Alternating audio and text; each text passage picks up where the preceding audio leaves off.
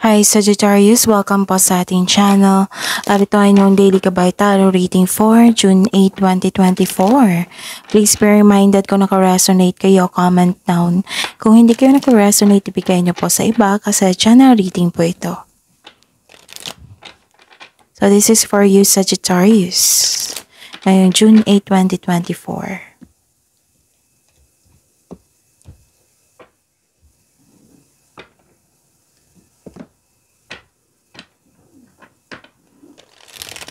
Gamitin ang reading na ito bilang gabay lamang. Please like, subscribe, and click bell button for notification para updated po kayo sa daily tarot reading natin. Maraming salamat po.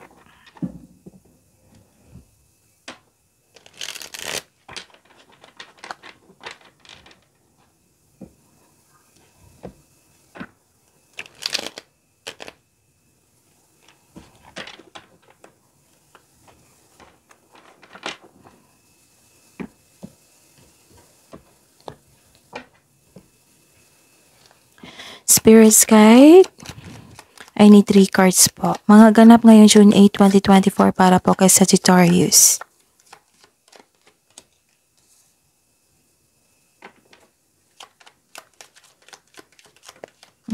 Kunin ko to kasi dalawa na.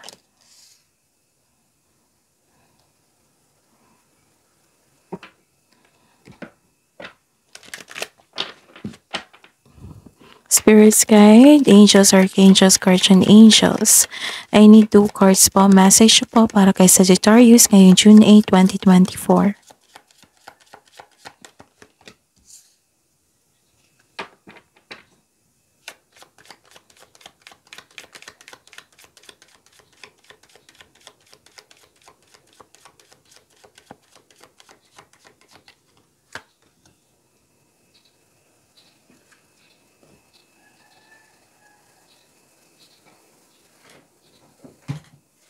Okay, Sagittarius.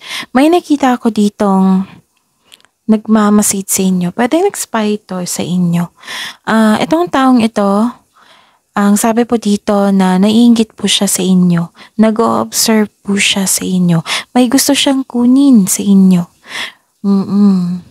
At ayun, ito ay manluloko na tao. Mahilig magmanipula. Very sneaky. So, ayun. Pwede din siya yung nagbigay ng worry, ng stress sa inyo. Kasi nakikita ko dito, worried kayo, stress kayo.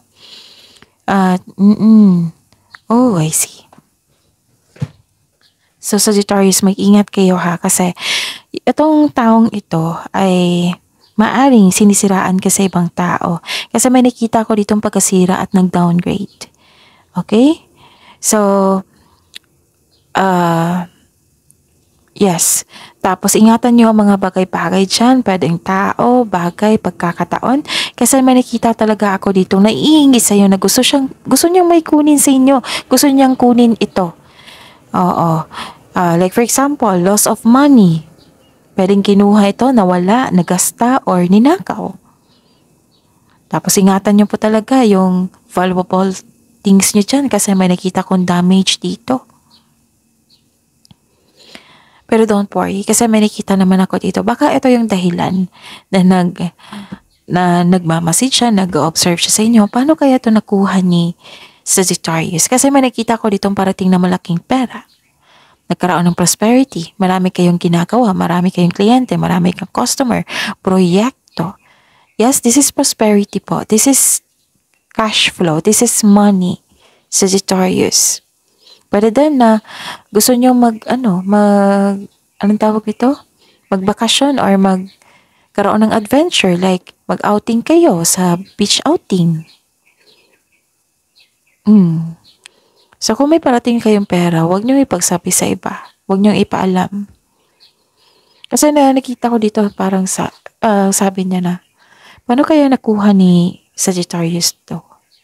Paano kaya na-achieve niya ito? Pero ang sabi dito, this is not healthy, hindi siya, tawag dito? Rivalry. Hindi po siya rivalry. Gusto niya lang talaga na may kunin siya sa inyo. Naiinggit po siya. So, huwag niyo ipaalam na may pera kayo, may parating kayong pera, kung paano niyo nakuha yung kliyente na yan, customer, ganon. Ha? Paalala lang po, Sagittarius. At ang mensahe po para sa inyo dito, sabi po ni Archangel Raguel, we angels are opening the hearts of everyone involved. Arguments and conflicts are being resolved now. Oh.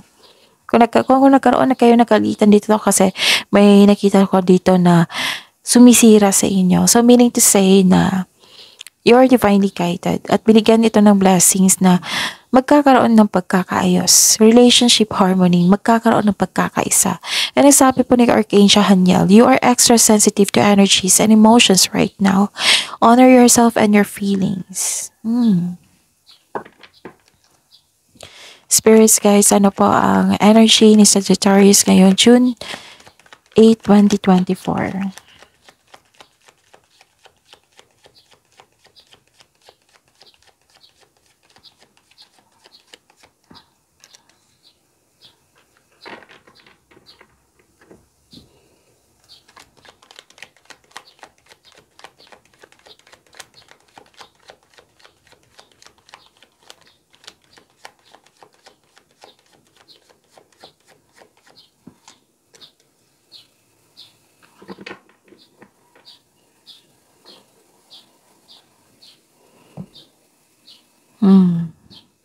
By the way, Sagittarius, panoorin niyo po, this is June 8, right? Panoorin niyo po yung June 5, 6, 7. Kung may naulit, meaning to say, kailangan bigyan niyo ng atensyon, aksyon, solusyon yan. Okay? So, kasi may makukuha kayong learnings dyan, growth. At malalaman mo yung kung sino yung totoo at hindi totoo sa inyo. Kung malalaman mo rin yung next step na gagawin mo patungo sa tamang daan. Patungo sa success. Okay? So, please be reminded also, Sagittarius, na marami kayong upload ngayon for June 2024. Yung Mantikabay Tarot reading nyo po, available na po. So, panoorin nyo po sa channel natin. Scroll down nyo lang po. Yes, andun po yung Sagittarius video po. Merong dalawang Mantikabay Tarot reading. Meron din, June 1 to 15, 2024. So, check nyo po. Kasi may makukuha kayong karagdagang mensahe doon na magsilbing gabay po ninyo. Okay, sa mga suki ko dito, marami akong suki dito na Sagittarius. Nice kong ipaalam sa inyo, yes, parati silang humingi sa akin ng Mantikabay Tarot reading. Nice kong ipaalam sa inyo na open na po yung June 2024 Mantikabay Tarot reading. Okay, for June 2024 ha, Sagittarius, so PM nyo po ako for schedule. At sa mga gustong magpa-personal reading dito, check nyo po sa description box, may nakapost na link dyan. I-click nyo po yung link na yan para ma-message nyo po ako for inquiry and for booking. Okay, ngayon June 8, no? So, tingnan natin. Okay. May nakita ko ditong nahihirapan sa pag-move on. Pero dahil na-disappoint ka kasi nagkaroon ng delay. Delay sa plano, delay sa travel, delay sa lipat bahay. Pero dahil na may naisip kang sa nakaraan. May bumabalik na sa nakaraan. Pwedeng literal talaga bumalik itong past person ha. Or may naalala kayo sa nakaraan. So, yun ang dahilan. Nahihirapan ka sa pag-move on. May nakita rin ako disharmony dito. Kaya pala may lumabas dito na relationship harmony. Okay, nagkaroon ng hesitation dito. Bakit naman? Oh, I see. Nagkaroon ng hesitation, nagkaroon ng fear of change, nagkaroon ng hindi kayo makagawa ng desisyon, ganun, nagkaroon ng apathy. So, this is a sign na kung hindi kayo confident enough na subukan yung bago, wag muna. Kasi kung hindi kayo confident, walang konkretong plano yan eh. So, gumawa kayo ng konkretong plano kung gusto nyong i-go yan. Okay? So, some of you, takot mag-move forward, takot sa mga challenges na na-encounter mo ngayon, nagkaroon ng hesitation to step out from your comfort zone. Siguraduhin na konkretong plano yan ha, solido, solid, para magkaroon kayo ng confident. Okay? Spirit's Guide, Career and Money po ni Sagittarius ngayon, June 8, 2024.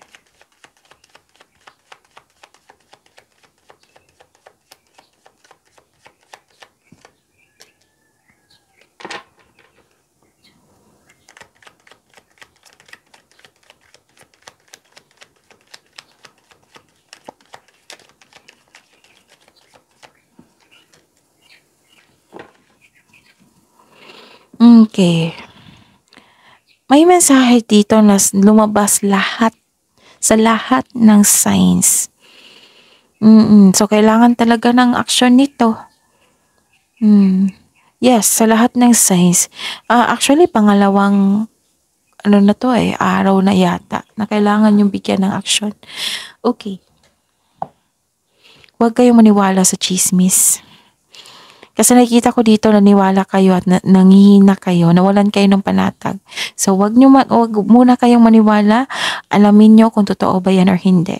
Nagkaroon ng unwise decision dito. Nahihirapan kayo sa paggawa ng decision. So, this is the clarification of your court here.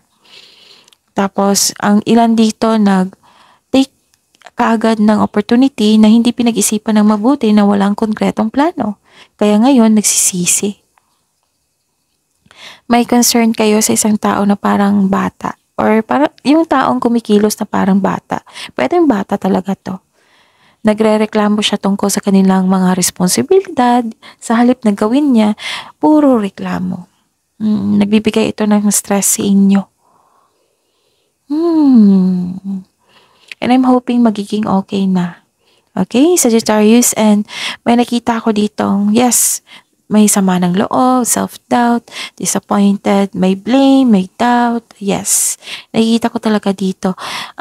Na-stuck kayo sa past nyo, sa mga nakaraan, sa mga nangyari. So, ito pala yung sabi ni Archangel Haniel dito, naging sensitive kayo sa araw na ito. Nagkaroon po ng delay ilang beses na lumabas dito. Nagkaroon ng delay sa mga plano mo in terms of future plans. Feeling mo na-trap ka, tapos without really understanding why. So, sabi po dito, kailangan nyong i-accept and move on. The past cannot be changed. Kailangan mo lang itong tanggapin na nangyari na ito. Lahat naman ng pagsubok ay may naiwang aral sa ating buhay. So, you have, to accept and move forward. Doon kayo sa control nyo, wag kayong wag kayong mag-focus sa hindi nyo makontrol. Kasi mahirapan talaga kayo niyan. So, learn to let go Learn to let go of this past. Kasi nakita ko dito nahihirapan talaga kayo sa pagtanggap. So, kailangan ng pagsuko, pagtanggap, pag-let go at pag-move on dito. Okay? Kasi hindi na yan magbabago yung mga nangyari. So, ang natatanging nakikita ko dito is learn to let go. Release mo na yan. Surrender mo na yan. Surrender nyo kay God and hingi kayo ng divine assistance. Dapat kayo, binigyan kasi kayo ng tulong dito na magkaroon ng harmony, gano'n. Kailangan kasi ng willingness dito Spirit guide, love life, self-love, partnership, and romance ni Sagittarius ngayong June 8, 2024.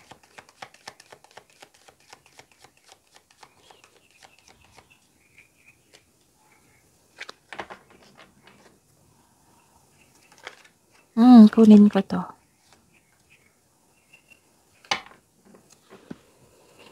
Yung lang sa inyo na nahihirapan talaga sa pag-move on.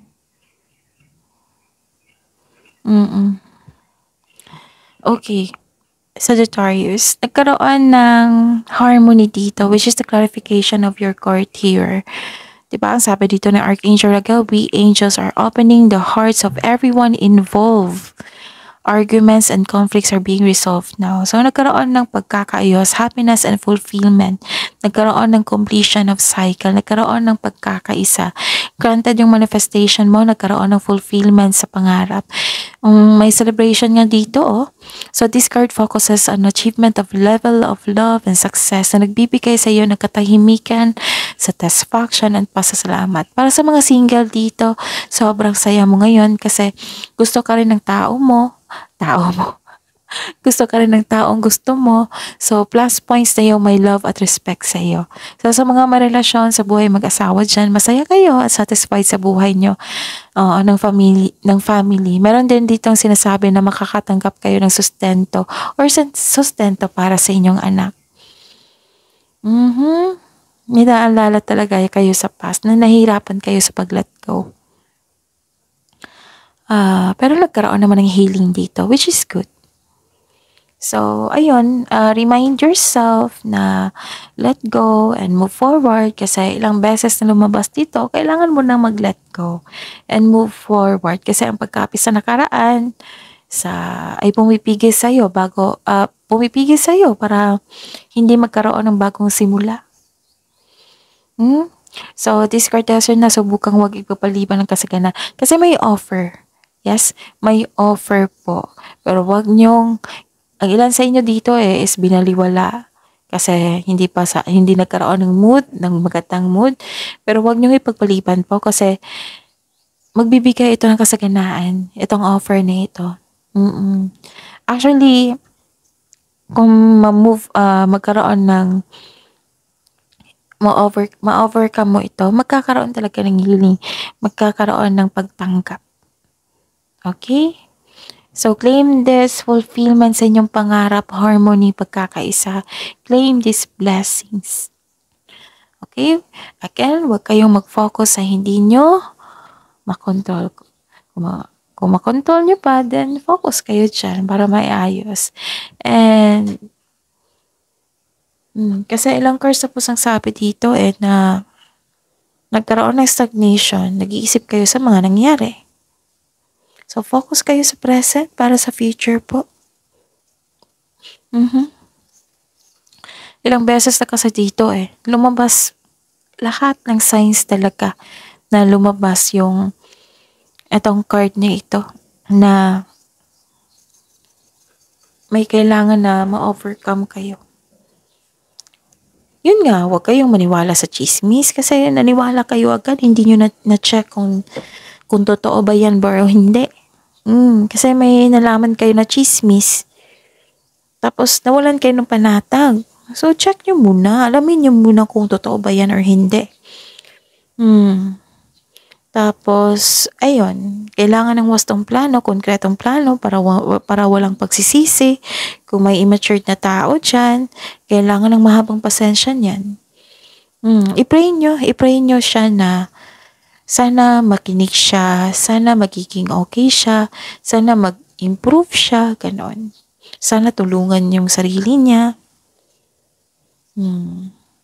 Okay? Kung nahirapan kayo sa paggawa ng desisyon, it might be. Marami kayong iniisip niyan, nag-overanalyze kayo. So, paano kayo makawala dyan? Then, bigyan ng solusyon. Learn mindfulness skills. Train your brain. Oo. I-search nyo sa Google on how to stop overthinking and overanalyzing. Yung mindfulness skills, makakatulong yan sa inyo. So, ang nakikita ko talaga dito, surrender. Accept, move forward, and let go. Ang kasunod niyan, healing. Kung hindi kayo makagawa ng desisyon, kung nahihirapan kayo sa paggawa ng desisyon, wag muna. Kasi kung gagawa ng desisyon, kailangan ng malaking plano niyan Oo. Kasi napapressured kayo dito, nakikita ko. Kung nangyari na itong pagkawala, may ninira sa inyo, patawarin mo yung sarili mo. Hindi kailangan na mag-usap kayo. Pwedeng patawarin mo siya through your mind and heart para sa peace of mind mo. Yes. And hindi natin maiiwasan na not everybody na gusto tayo. Meron talaga na naiingit sa atin. So, ang nakikita ko dito, huwag niyong ipagsabi na may parating kayong opportunity, may parating kayong pera. Kasi nakikita ko talaga gusto niyang kunin. Baka tinuloy niya, nakinuha niya, or naninira siya sa inyo. At yun, naapektuhan kayo. Okay? So, ayun. Ano pa? Magkaroon naman ng pagkakaayos dito. Pero, kung hindi nyo talaga kaya, kung trauma talagang binigay ng taong ito, pwede naman napatawarin nyo siya through your mind and heart. Yes. So, that is your reading, Sagittarius. See you po tomorrow. Please like, subscribe, and click the button for notification para updated po kayo sa daily tarot reading natin. Maraming salamat po.